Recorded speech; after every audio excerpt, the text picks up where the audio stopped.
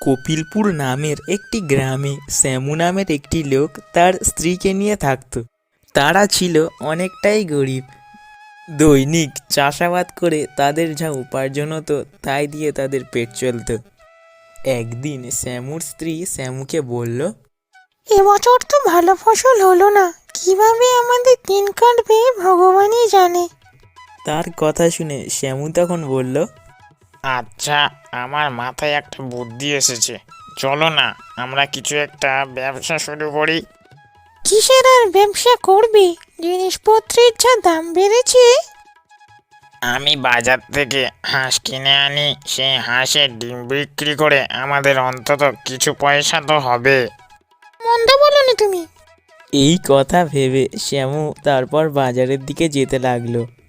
কিছুক্ষণ পর শ্যামু বাজার থেকে একটি পাখি কিনে নিয়ে এলো এবং বলল, এই দেখো, আমি আমার সঙ্গে করে কি এনেছি।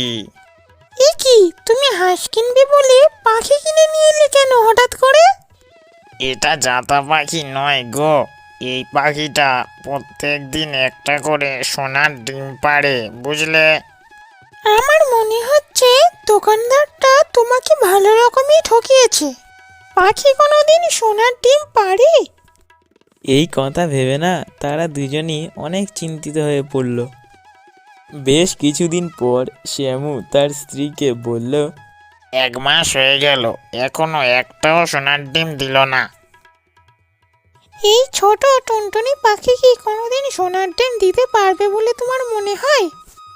কিন্তু দোকানদার তো বলল এই পাখিটা নাকি প্রত্যেক দিন একটা করে সোনার ডিম দেয়।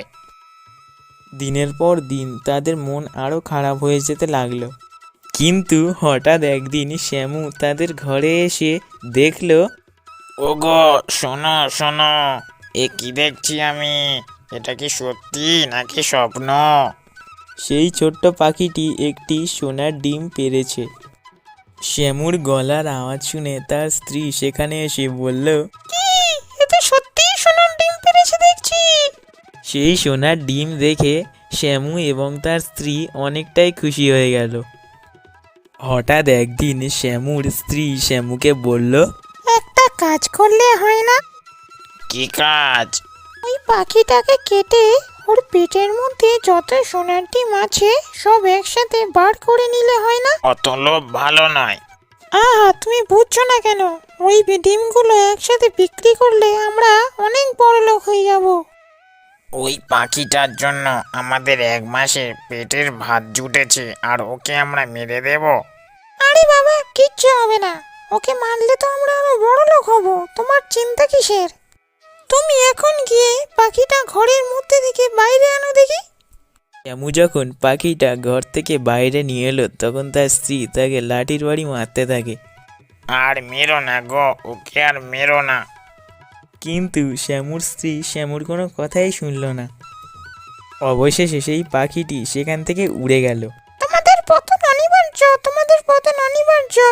বন্ধুরা, আজকের গল্পটা তোমাদের কেমন লাগলো কমেন্টে কিন্তু জানাতে ভুলবে না, এবং যদি ভালো লেগে থাকে তাহলে একটা লাইক দেবে, নতুন হয়ে থাকলে সাবস্ক্রাইব করবে।